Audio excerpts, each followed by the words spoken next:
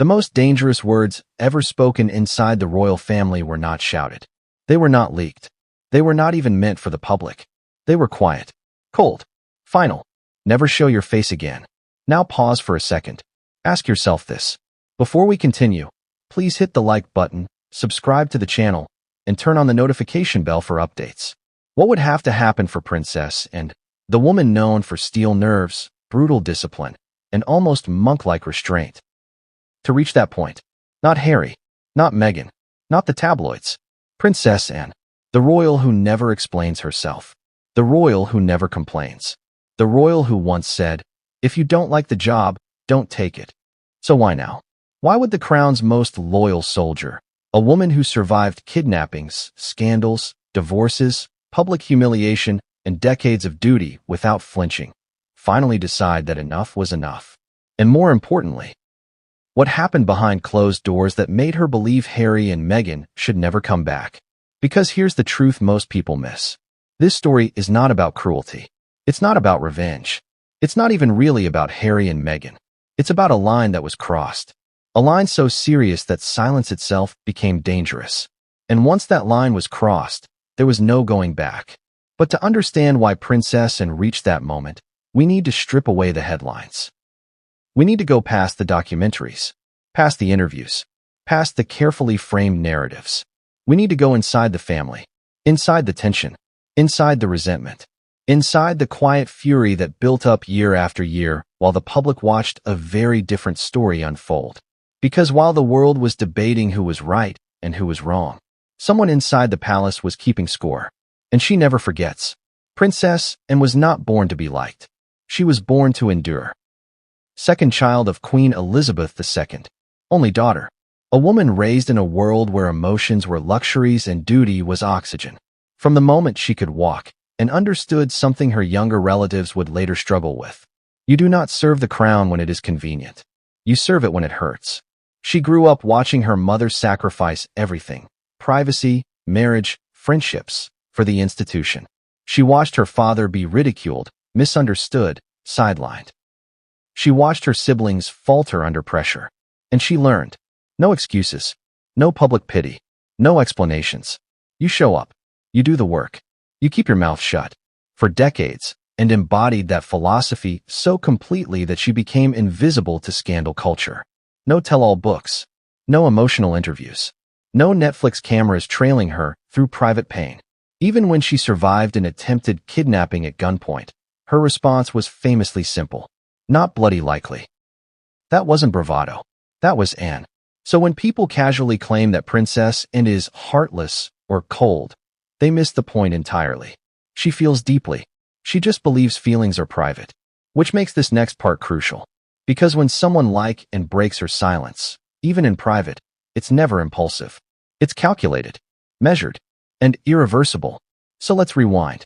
Long before the interviews, before the wedding drama, before the Netflix series and memoirs and endless commentary, before the world knew Harry and Meghan as symbols of rebellion, victimhood, or modern monarchy debates, Princess Anne already had concerns. Not about race, not about celebrity, not about popularity, about attitude, about expectations, about something far more dangerous to the monarchy than bad press. Entitlement. Harry grew up different from it. She was raised in a monarchy still haunted by abdication. He was raised in one softened by public affection. She was taught to expect nothing. He was protected from consequences. And watched this quietly. She saw the difference between a spare who understood his role and a spare who resented it. And she didn't intervene. Why would she? It wasn't her place. And besides, families tolerate a lot before they confront. But then Meghan entered the picture. And this is where the story becomes uncomfortable. Not because of who Meghan is, but because of what she represented to Anne. Not Hollywood. Not America. Expectation. A belief that the institution should bend to individual happiness. A belief that personal fulfillment should come before collective duty. To Anne, that wasn't progressive. It was destabilizing. Because the monarchy, in her mind, does not survive by adapting to feelings. It survives by outlasting them. Now ask yourself something honestly. How do you think a woman who has never once complained about her own sacrifices reacts when she hears someone else describe duty as cruelty? How do you think someone who swallowed decades of frustration feels when she hears public accusations that erase everything she endured without applause? And didn't lash out. She didn't leak. She didn't correct the record. She did what she always does. She watched. And that watching became heavier with every interview, every carefully chosen phrase, every emotional pause, every implication, because and noticed something others didn't. The contradictions. On one hand, Harry and Meghan said they wanted privacy. On the other, they spoke endlessly. They claimed they were silenced, while holding global platforms. They portrayed the family as rigid, while demanding exceptions, and didn't argue with those narratives publicly. But privately, she began to see a pattern. And patterns, too, are warnings. This wasn't just emotional fallout anymore. This wasn't family drama. This was reputational damage, institutional erosion, and something else, and found unforgivable. The rewriting of history. Because when accusations are made, they don't just target individuals. They stain legacies. They recast decades of service as moral failure. They imply that everyone who stayed silent was complicit, including Anne. That is where the pain turned personal. And here's the part most people don't consider. Princess Anne does not defend herself, but she will defend the crown. And she will defend the memory of those who served without applause, especially her mother. So when memoirs were announced, when cameras followed private spaces, when words were printed that could never be taken back, and understood something chilling, this was not going to stop. There would always be another revelation, another grievance, another monetized moment. And every one of them would drag the monarchy through the same fire again. At some point, loyalty demands boundaries. And that brings us to now, to the moment this story truly begins. A moment when Princess Anne, the most disciplined royal of them all, allegedly decided that silence was no longer noble. That protecting the institution meant protecting it from those who claimed to love it. That reconciliation without accountability was not healing, it was surrender. So when you hear the phrase, never come back, don't imagine rage. Imagine exhaustion. Imagine a woman who gave everything quietly watching others profit loudly from resentment. Imagine a lifetime of duty staring down a future of endless damage control. And then imagine choosing finality. Because once Anne reaches a conclusion, she doesn't revisit it. She doesn't negotiate it. She doesn't soften it for public consumption. She accepts it and moves on. But here's where the story takes a darker turn. Because Princess Anne didn't reach this conclusion alone. Others were watching.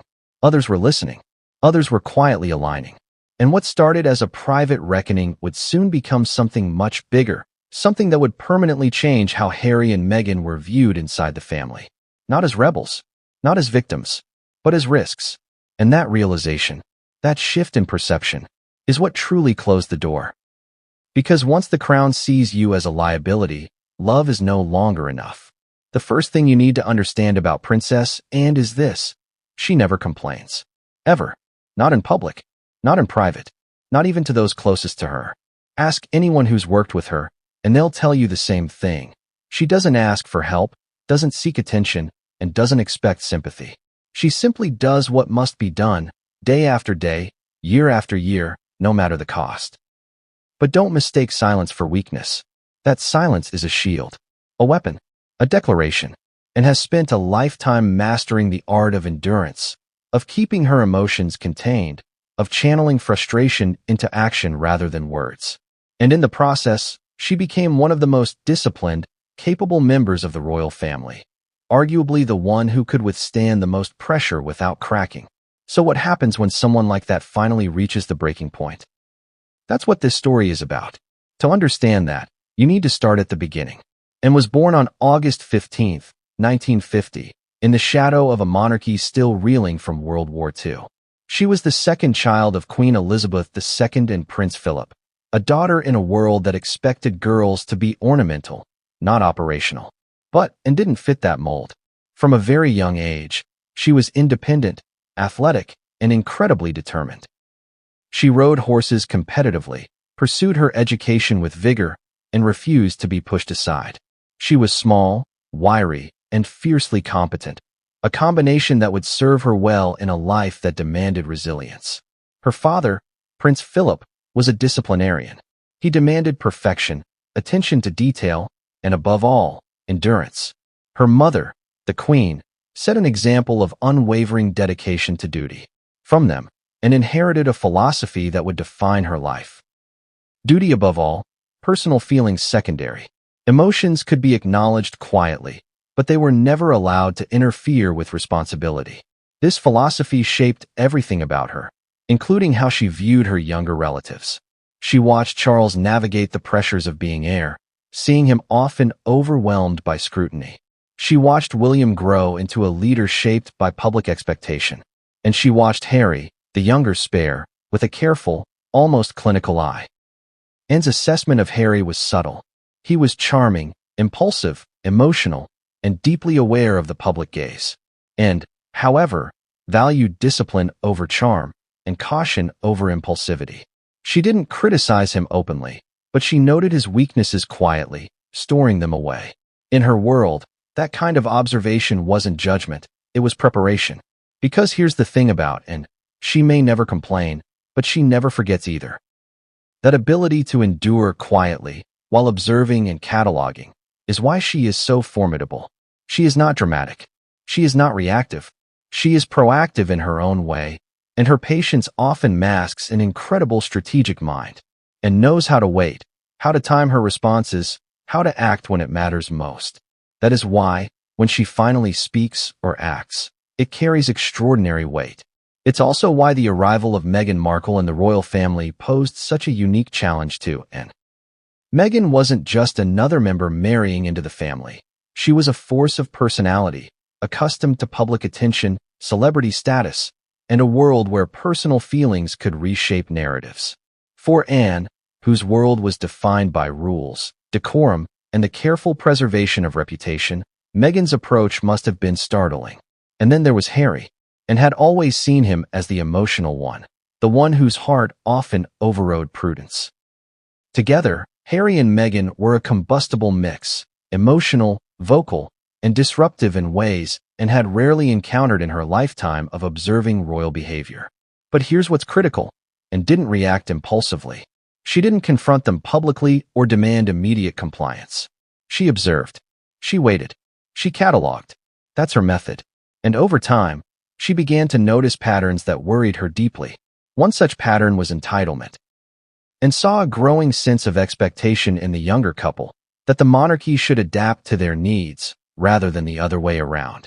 She noted how interviews, documentaries, and memoirs framed the narrative in ways that suggested that the family was rigid, unfeeling, or even cruel.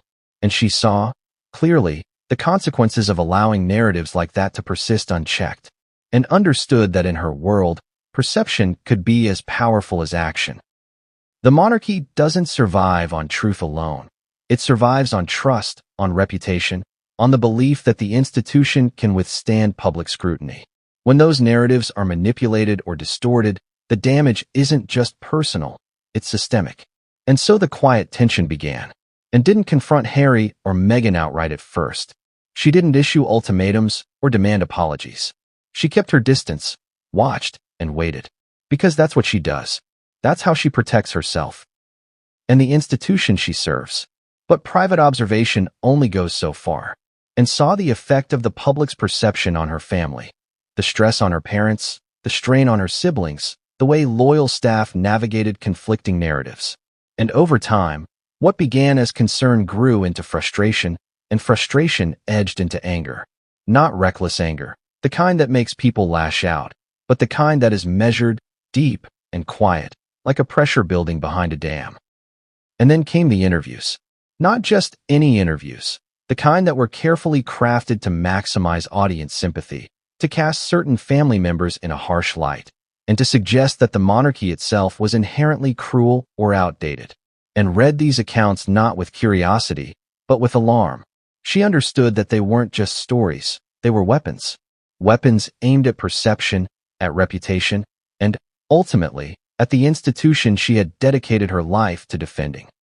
At that moment, Anne's patience began to wear thin, not because she felt personally attacked, but because the damage was cumulative, systemic, and potentially permanent. The monarchy relies on silence, on discretion, on measured responses. When that silence is exploited, it can be catastrophic.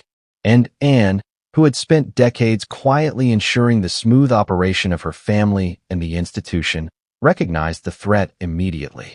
She didn't confront the issue publicly. That would have been beneath her.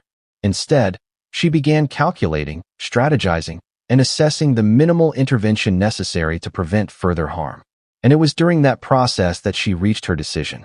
A decision that shocked everyone around her, and concluded that some boundaries were non-negotiable, that certain behaviors could not be tolerated, no matter the public rationale, and that, in order to protect the monarchy, she would have to act, not publicly, but decisively. And what form did that action take? Never show your face again. Those words were not born of anger, spite, or vengeance. They were born of calculation, exhaustion, and the realization that loyalty, when exploited, can no longer be unconditional. And here's the key point. When Princess Anne says something like that, it's final. It is not an idle threat.